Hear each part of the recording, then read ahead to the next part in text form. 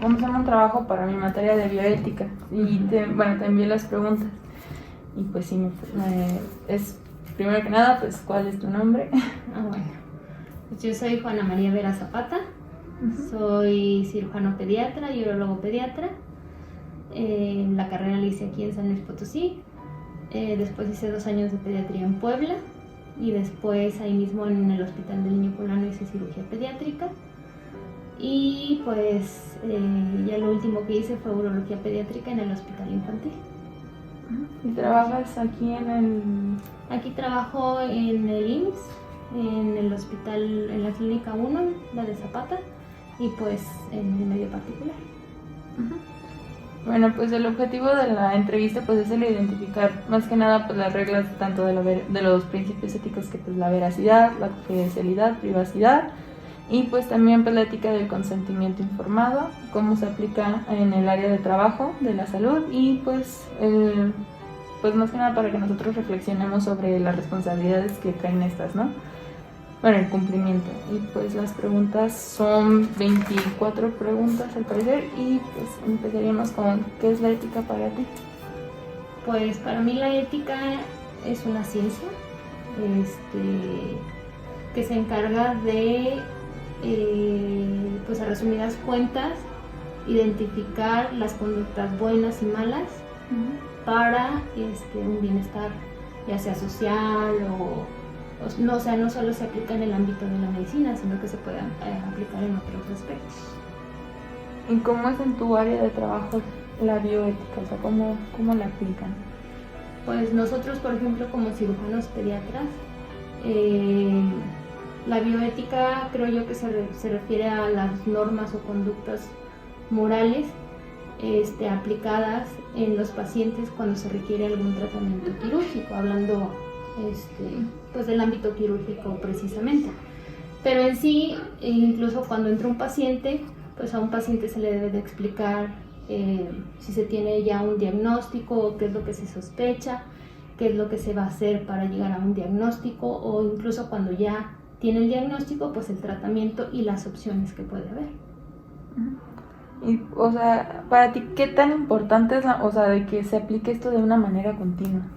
Pues yo creo que lo aplicamos de una manera continua, porque no podemos ejercer la medicina sin tener ética. Entonces, yo creo que aquí lo que varía es la forma en la que cada médico lo aplica de acuerdo a sus diferentes especialidades. Y, y en tu caso, ¿tú cómo lo aplicas? O sea, así como... Por ejemplo, a mí cuando me llega un niño, yo que soy cirujano pediatra, cuando me llega un niño, me piden la valoración de un niño que requiere un tratamiento quirúrgico, pues yo llego, interrogo a la mamá, que es lo primero, exploro al paciente, examinamos los estudios que ya se le hicieron, o si hace falta algún estudio se le explica al familiar qué es lo que se sospecha y qué es lo que vamos a hacer para llegar a un diagnóstico. Ya cuando establecemos el diagnóstico y vemos que se requiere de un tratamiento quirúrgico, pues se le explica a la mamá el diagnóstico, se le explica los tratamientos o las opciones de tratamiento que puede haber y los riesgos y beneficios que puede haber al aplicar este tratamiento quirúrgico. Y ya el familiar es el que decide, como son menores de edad, el familiar es el que decide si está de acuerdo o no con el tratamiento. Y bueno, aquí en el hospital en el que ejerces, ¿existe un comité de bioética? Sí, en todos los hospitales públicos como tales existe comité de bioética, hasta donde sea en los particulares también. Y, sí, ¿en qué momento consultarías a en caso de que se llegara a dar? Pues se supone que en sí los comités se encargan como de identificar casos en los cuales a veces hay complicaciones, o a veces incluso el tomar una decisión puede ser complicada o muy compleja. En esos casos son en los que este comité pues debe de entrar o se debe de aplicar. Y bueno, ¿sí sabes cuáles son los principios básicos de la ética? Sí, buscar el bienestar del paciente, la justicia o equidad, y que el paciente es autónomo, él puede decidir si acepta o no un tratamiento o si busca algún otro médico para un diagnóstico. ¿Cómo definirías el principio de autonomía en el paciente? Pues es la capacidad que cada persona tiene para aceptar o no aceptar, declinar una propuesta que se le da. Eso ya depende mucho de cada individuo y yo creo que tiene mucho que ver la comunicación entre el médico y el paciente, que el paciente entienda bien qué es lo que tiene y qué es lo que se requiere. Y en el caso, en el mismo caso con la justicia. Pues la justicia creo que se refiere a que todos los pacientes deben de ser tratados de la misma manera, con respeto, que se les explique bien en palabras que ellos entiendan. Y bueno, sí, lo que sí es que hay que entender que no todos los pacientes se les puede aplicar el mismo tratamiento, aunque tengan el mismo problema. Entonces eso también es parte de la justicia.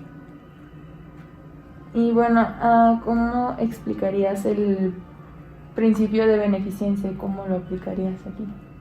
Pues beneficencia es buscar siempre hacer el bien, no dañar. Y a veces hay actos que, aunque a un paciente le beneficia, a otro no. Entonces es muy individual. Y con el principio de no maleficencia. Pues es el no dañar. No tener el propósito de dañar. Bueno, ¿tú crees que toda la población tiene el derecho a recibir un trato digno al momento de acudir a una consulta? Sí, no importa la edad, o no importa el sexo, o la religión. A veces hay ciertos aspectos que nos pueden complicar aplicar un tratamiento, por ejemplo. Por ejemplo, en los pacientes que son testigos de Jehová, que muchos no aceptan transfusiones, bueno, de hecho no aceptan transfusiones, pero bueno, ahora sí que siempre se les debe explicar qué es lo que es lo mejor para el paciente, y pues ahí entra la autonomía de ellos, si aceptan o no, o pues hay que explicarles también los riesgos de no aceptar ciertas cosas, ¿verdad? Entonces, pues ahora sí que uno tiene esa obligación de explicarles tanto qué beneficio le va a traer el tratamiento, como de no recibirlo, qué es lo que puede pasar. Y pues con el consentimiento informado, o sea, qué es lo que abarca completamente, y pues al momento con el, ¿cómo se llama? Con el consentimiento informado, o sea, ¿cómo es que se los das a conocer a los pacientes y a los padres de ellos? Bueno, te decía, ya cuando en un niño se llega a un diagnóstico que requiere un tratamiento o un procedimiento quirúrgico, pues él explica al familiar tanto el diagnóstico, las causas y por qué requiere el tratamiento quirúrgico. Y yo en lo personal lo que hago es que les explico pues a grandes rasgos qué es lo que vamos a hacer en la cirugía y en qué le va a beneficiar y qué riesgos se pueden presentar, tanto a corto plazo como a largo plazo. Y entonces, ya informándole eso al familiar, se le explica que pues por ser un menor de edad, algún papá o mamá o el representante legal es el que tiene que autorizar una hojita que se llama consentimiento informado.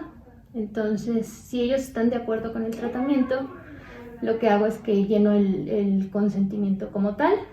En el Seguro Social pues hay un formato que ya está establecido, que es parte del expediente clínico. Entonces se llena y posteriormente ya cuando el familiar lo va a leer, lo va a firmar, se le da a leer, y si tienen alguna duda o pregunta en ese momento se les dice que la pueden expresar. Y si están de acuerdo, pues ya ellos firman la autorización como tal. Y bueno, ¿crees que existe alguna desigualdad en el sector salud? O sea, y que este es algún problema? Pues yo creo que sí. En México sí, porque en sí lo que se invierte en la salud pública es muy poco. Tenemos muchas carencias de todo, de espacio, de insumos, de material, del mismo personal médico. Entonces, eso creo que sí no es algo equitativo ni para el paciente ni para el médico. Uh-huh. Pues sí. Y bueno, ¿cuáles crees que aquí serían como que los principios conflictivos bioéticos y por qué? Pues que a veces ante una urgencia uno tiene, por ejemplo, la obligación de resolver la urgencia con lo que tengas, sabiendo que a veces no es el material adecuado o que el material que te dan puede aumentar los riesgos de alguna complicación. Entonces, pues esos son los principales riesgos. O a veces también, digamos que no sé si por economizar la institución compra material de menos calidad, y eso también puede aumentarnos las complicaciones. Bueno, ¿conoces las principales leyes y los reglamentos que regulan la responsabilidad del médico aquí en México? Pues no las conozco, o sea, no me las sé así de memoria, Tal cual. pero sí las he leído en algún momento y pues sí tengo conocimiento de que pues, todas las personas tienen derecho a la salud, de que se les debe dar un trato equitativo o justo, que se les debe tratar con respeto y que bueno, somos responsables de nuestras acciones. Uh-huh. Como médicos. ¿Cuál es el principal tipo de responsabilidad en el que puedes incurrir aquí en tu profesión? Pues, por ejemplo, nosotros que somos quirúrgicos, uh-huh. Creo yo que a veces el principal problema que se tiene es que hay mucha carga de trabajo y que a veces no tienes tanto tiempo para explicarles, por ejemplo, a los familiares a detalle, ¿no? O, bueno, yo, por ejemplo, yo sí soy muy tardada.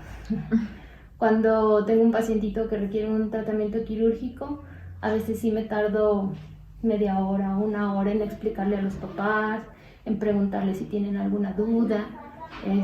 Ahora sí que hay algunos que piden incluso tiempo, no, pues deme, no sé, una hora, o mi esposo ya está por llegar, deme oportunidad de platicarlo con él para tomar una decisión.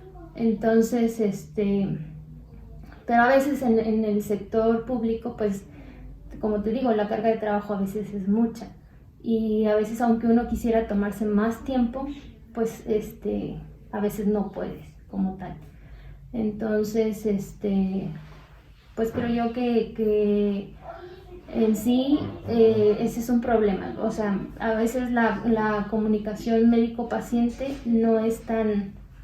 digamos, tan amplia o tan eficiente como uno quisiera. Te decía, pues a veces sí, la carga de trabajo es mucha y, por ejemplo, yo en mi caso, se supone que cada médico un médico debe de tener,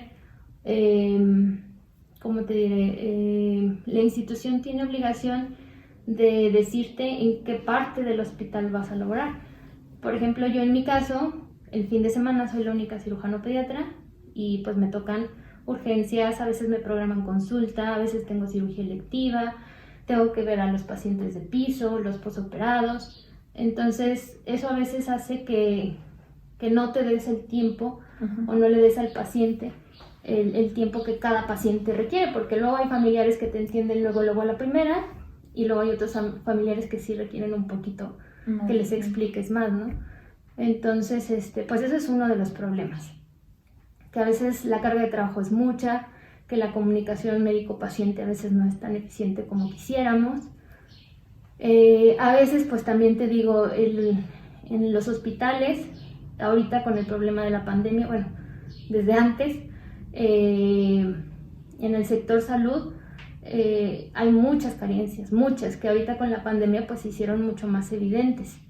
Entonces, eso también es otro factor que influye en todos estos problemas bioéticos para los pacientes y para uno mismo. Y bueno, ¿tienes algún conocimiento sobre el código ético del Colegio Mexicano de Cirugía Pediátrica? Sí, cuando entramos bueno, nosotros para poder estar colegiados nos piden primero que estemos certificados. Entonces, cuando sale uno de la carrera de cirujano pediatra, o bueno, de la subespecialidad, presenta uno un examen que es teórico, es práctico y es verbal. Entonces, si uno aprueba eso, te certificas y entonces el colegio te acepta. Si es, bueno, por lo menos no estoy muy segura si en las demás especialidades también ya es como un requisito, pero con los cirujanos pediatras sí se ha tratado, por ejemplo, de que todos los cirujanos pediatras estén certificados, porque pues eso también al colegio yo creo que es un plus que tenemos nosotros, porque bueno, de cierta manera ellos están asegurando que los cirujanos pediatras que están laborando en México tengan digamos, reconocer que todos tenemos el mismo conocimiento y la misma habilidad para poder resolver los problemas. Claro que cada médico es diferente y puede tener diferentes criterios. De hecho, cada escuela es diferente y a veces los criterios también varían de una escuela a otra. O por ejemplo, las técnicas quirúrgicas también varían en una escuela a otra. Depende también qué insumos tengas o por ejemplo, si tienes laparoscopio o no tienes laparoscopio. Entonces, todo eso es variable. Pero en lo quirúrgico, eso es una buena, bueno, yo lo veo como algo positivo, porque tienes varias formas de poder resolver un problema, no solo una. Y eso no quiere decir que tu compañero o tu colega esté mal, sino que simple y sencillamente tiene otro criterio y se puede aplicar un tratamiento diferente, ¿no? Que al final, pues, si lleva al beneficio del paciente, pues, qué mejor. Exactamente. Aquí, pues, ¿cuáles serían como que los valores del paciente que más toman en cuenta? Pues, por ejemplo, en el caso de los niños, yo creo que es muy importante, la justicia, ¿no? Porque en sí, muchos, bueno, no muchos médicos, pero aunque no lo vea así, cuando uno es pediatra y cuando uno es papá, yo creo, porque sí te cambia el panorama cuando tienes hijos a cuando no tienes hijos, creo yo que el paciente pediátrico en sí no es un adulto chiquito. El paciente pediátrico es diferente, su fisiología es diferente, su respuesta al trauma es diferente. Entonces, cada paciente, en sí, cada paciente es diferente. Entonces, yo creo que en cuanto al pediátrico, la cuestión aquí es que él no puede decidir por sí mismo, sino que sus papás son los que toman las decisiones. Entonces, pero el niño también tiene derecho a saber sobre su enfermedad, qué es lo que se le va a dar como tratamiento. Entonces, esto a veces sí es difícil porque, ¿cómo le explicas a un niño a lo mejor que requiere una cirugía, no? Hay muchos niños que sí se preocupan y se estresan mucho, pero pues uno también tiene esa labor de tranquilizarlos y explicarles que va a salir. Bueno, no podemos asegurarles que todo va a salir bien, ¿verdad? Pero que vamos a hacer todo lo posible para que se resuelva el problema. Y bueno, ¿has recibido tú alguna capacitación para la toma, para la toma de decisiones ante un problema? Ante un problema ético. Bueno, en sí capacitación como tal, no. Pero por ejemplo en la carrera todos llevamos el módulo de bioética o de ética, y pues ahí te empapas un poquito de todas estas cuestiones, ¿no? Y ya de forma individual, cuando uno tiene una situación en la cual a lo mejor es difícil o muy complejo tomar una decisión, yo creo que por eso, aparte del comité de bioética del hospital, también se debe de hacer equipo con las demás especialidades del hospital, porque en un hospital no solo trabaja uno solo, sino que también debes de ir de la mano con el anestesiólogo, con el pediatra o con las diferentes especialidades que hay, ¿no? Porque bueno, en sí nosotros resolver el problema quirúrgico pues se hace en ese momento, pero a veces también la evolución después o incluso antes depende de si el paciente, por ejemplo, un niño con hipotiroidismo, si no está controlado su hipotiroidismo, eso nos puede llevar a una tormenta tiroidea durante la cirugía que nos complique todo. Entonces en sí, a lo mejor la cirugía se hizo muy bien, salió muy bien, pero pues si desde antes el niño no estaba en buenas condiciones, pues entonces eso nos puede llevar a un mal resultado. Y en sí debemos de vernos como equipo, creo yo. Bueno, ¿has experimentado tú algún dilema aquí con algún paciente? Y si sí podrías contar. Pues afortunadamente no. Hubo un pacientito que sí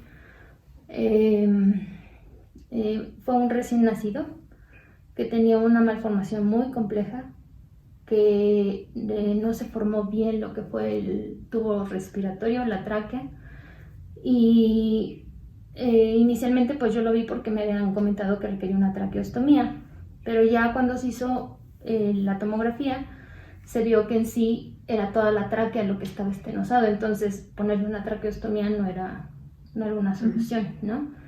El problema es que aquí, por ejemplo, no tenemos especialistas en tráquea o en tórax o endoscopistas o neumólogos que hagan broncoscopía. Entonces en sí nosotros aquí no podemos ofrecerle más o alguna otra cosa o alternativa para poder resolver en ese momento el problema. Entonces, pues ahí por ejemplo en este caso complejo, que aquí no tenemos los insumos, ahí yo creo que sí, en sí, el comité es el que debe de revisar ese caso, ¿no? Pues se habló con los papás y se les explicó, entendieron muy bien que probablemente el niño no iba a vivir muchas horas y pues así fue, falleció, no lo pudimos trasladar.